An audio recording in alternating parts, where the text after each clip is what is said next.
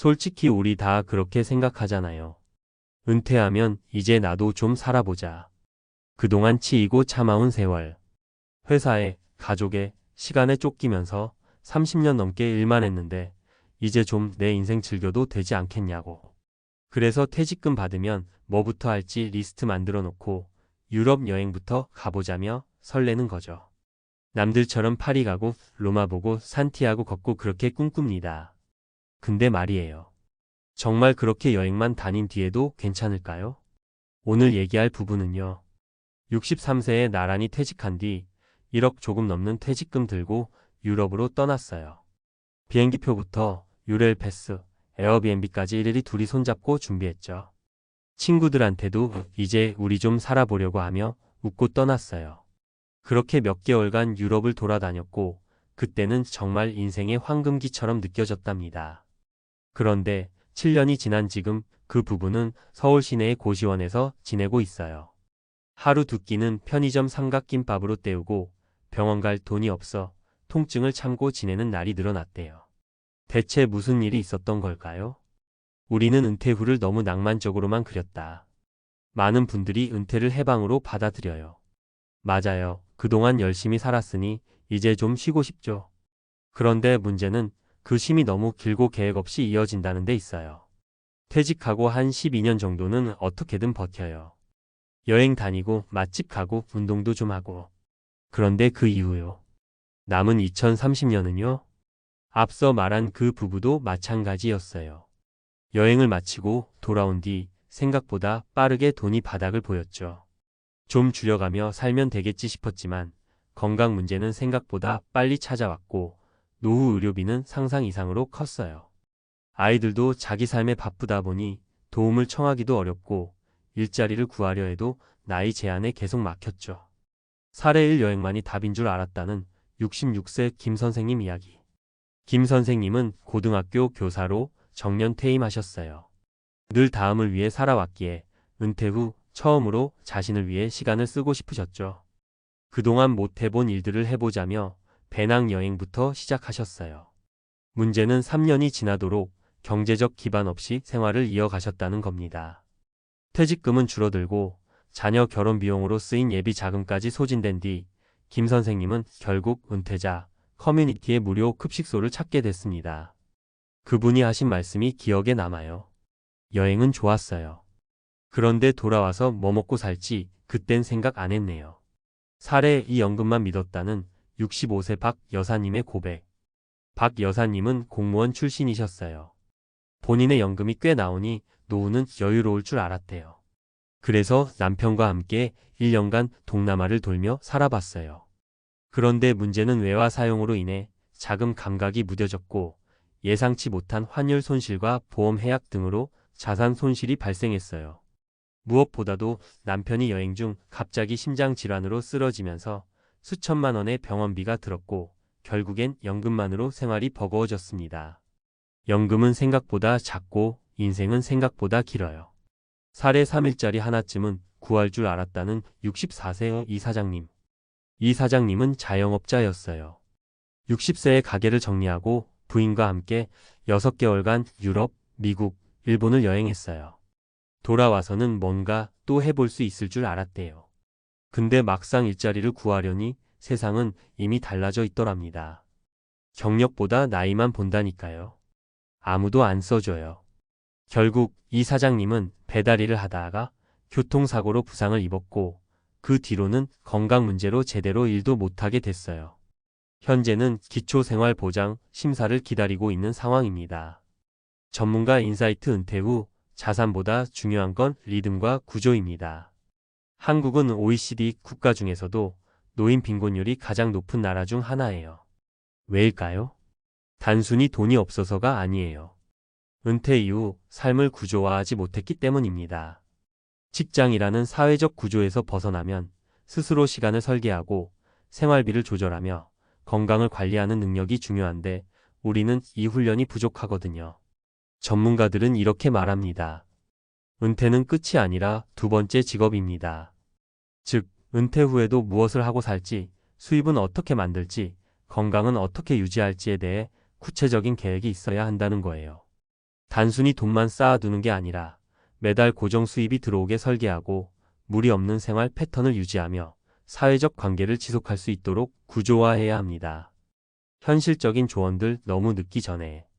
퇴직금은 보너스가 아니라 생존 자금입니다. 한순간에 쓰지 말고 최소 10년 이상을 기준으로 쪼개 써야 합니다. 은퇴 직후 12년은 이행기로 봐야 합니다. 절대 갑자기 모든 소비를 풀지 마세요. 이행기에는 새로운 생활에 적응하는 시간이 필요합니다. 노후 수입원을 23개 이상 만들어 놓으세요. 국민연금, 개인연금, 임대소득 또는 소규모 파트타임 등 반드시 일을 하지 않아도 들어오는 돈이 최소 한 가지는 있어야 합니다. 건강은 돈보다 먼저 준비하세요. 60대 초반의 무리한 여행이나 활동은 결국 건강 문제를 불러올 수 있습니다. 본인 체력 수준을 냉정하게 평가하세요. 혼자가 아니라 함께 살아야 덜 외롭고 덜 힘듭니다. 커뮤니티나 지역 모임 등에서 사람들과 연결고리를 만들어 두세요. 관계가 곧 삶의 질이에요. 마무리하며 은퇴 후 삶은 선택이 아니라 준비입니다. 그 부부의 이야기가 특별한 게 아니에요. 우리 주변에도 이미 비슷한 사례가 넘쳐납니다. 퇴직 후에야 겨우 나를 위해 살겠다고 떠났지만 정작 돌아와선 아무 준비 없이 세상 속에 던져진 채 버티는 사람들이 정말 많습니다. 당신은 그렇게 되지 않았으면 좋겠어요. 지금이라도 준비하면 됩니다. 꼭 화려한 계획이 아니어도 괜찮아요. 다만 계획 없는 여유는 결코 여유가 아니라는 것만 기억하세요. 은퇴는 끝이 아니라 새로운 시작입니다. 그 시작을 조금 더 단단하게, 조금 더 오래 즐기기 위해서는 지금, 오늘 이 순간부터 준비하셔야 해요. 정말로요. 은퇴 후 현실 준비 안 하면 정말 힘들다. 전문가가 본 진짜 노후 대비법. 자, 아까 앞서 60대 부부 사례와 현실적인 어려움 이야기 들으면서 나도 저럴까? 하는 생각이 들었을 텐데요. 사실 은퇴 준비는 단순히 돈 모으기만 의미하는 게 아니에요. 훨씬 더 복합적이고 체계적으로 접근해야 하는 문제랍니다. 그래서 지금부터는 전문가 입장에서 좀 더 구체적이고 실용적인 정보를 드리면서 현실에서 바로 적용할 수 있는 팁까지 알려드릴게요. 1. 퇴직금 1억 어떻게 써야 할까? 일단 퇴직금 1억 원이 있다고 가정해보죠.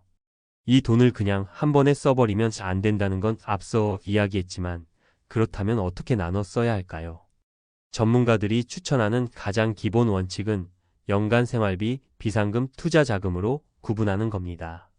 예를 들어 만약 연간 생활비가 3천만 원이라면 퇴직금 1억 중 최소 67년치 생활비로 잡고 1억 원 중 7천만 원 정도는 안정적으로 쓸 수 있게 따로 둬야 한다는 거죠. 나머지 3천만 원은 비상시를 대비하거나 적절한 투자를 통해 추가 수입을 만들기 위한 자금으로 운용하는 겁니다. 2. 은퇴 후 매월 수입원 만들기 반드시 필요하다. 여기서 중요한 점이 퇴직금 1억이 마르지 않고 일정 기간 이상 유지되어야 하는데 그러려면 매월 일정한 수입원이 꼭 필요합니다. 국민연금 수령액이 월 100만 원이라면 생활비에서 3천만 원을 충당하려면 매월 최소 250만 원 정도의 생활비가 들어갈 텐데 이 차액을 메우려면 연금 외 수입원이 있어야 해요. 실제로 최근 노인 일자리 사업에 참여하는 은퇴자들이 늘고 있는데요. 이 일자리는 단순히 돈 벌기 위한 수단만 아니라 사회적 관계망 유지에도 매우 중요한 역할을 합니다. 또한 임대소득이나 주식 배당금 혹은 프리랜서 업무 같은 소규모 자영업 등으로 수입원을 다양화하는 게 안정적인 노후에 크게 도움이 됩니다. 3. 건강관리, 미리미리 챙기지 않으면 큰 코 다친다. 돈만큼 중요한 게 건강입니다. 실제로 의료비 지출 때문에 노후 빈곤으로 전락하는 사례가 많거든요. 예를 들어 65세 이상 노인의 연간 평균 의료비 지출이 약 300만 원 수준인데 갑작스러운 질병이나 사고로 1,000만 원 이상 병원비가 나오는 경우도 적지 않습니다. 따라서 평소 건강검진을 꾸준히 받고 만성질환 관리를 철저히 하는 게 필수입니다.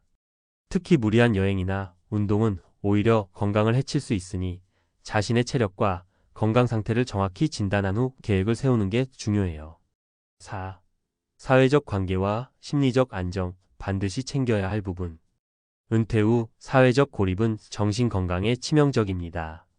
많은 은퇴자들이 가족과 떨어져 혼자 지내면서 우울증을 겪거나 고독감을 심하게 느끼죠. 따라서 가까운 지역 커뮤니티나 동호회, 종교 단체 등에서 꾸준히 활동하며 사회적 관계를 유지하는 게 꼭 필요합니다. 심리학 연구에 따르면 활발한 사회 활동을 하는 은퇴자들은 그렇지 않은 사람들보다 평균 수명이 7년 이상 길다는 결과도 있습니다. 5. 실생활 적용 팁 구체적인 전략과 주의사항. 소비 습관 점검하기.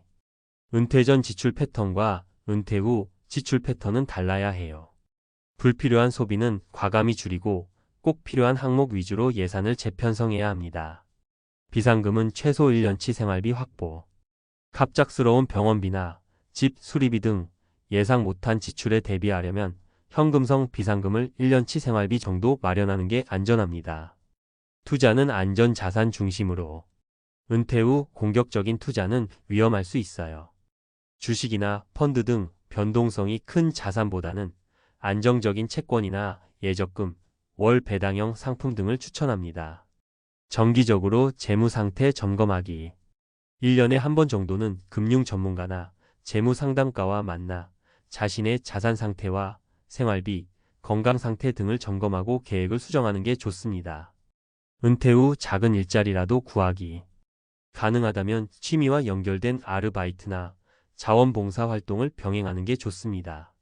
수입도 생기고 활력을 유지할 수 있거든요. 6. 마치며 후회 없는 은퇴 준비에서 시작된다. 퇴직금 1억 들고 유럽 떠난 60대 부부가 고시원에 살게 된 이야기는 그저 극단적인 사례가 아니라 우리 주변에서도 흔히 일어날 수 있는 일입니다. 그런데 이들이 겪은 고난은 사실 제대로 된 준비와 계획, 실행만 있었다면 충분히 막을 수 있었던 문제들이에요.